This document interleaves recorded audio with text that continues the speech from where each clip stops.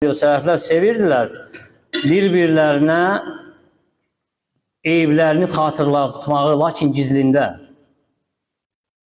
Mis'ar İbn-i Kidam rahimehullah deyir ki, Allah rəhm etsin o kəsə ki, gizlində məni ilə özü arasında mənim eyiblərimi mənə hədiyyə edər.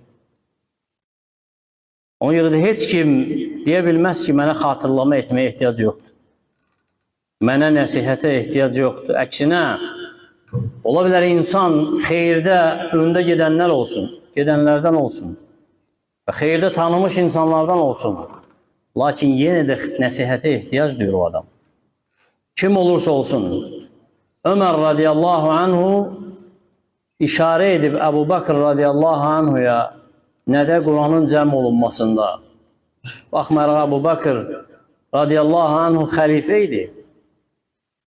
Nəsihət edir ki, Quranı cəm etsin və onun nəsihəti ilə cəm olub bu Quran.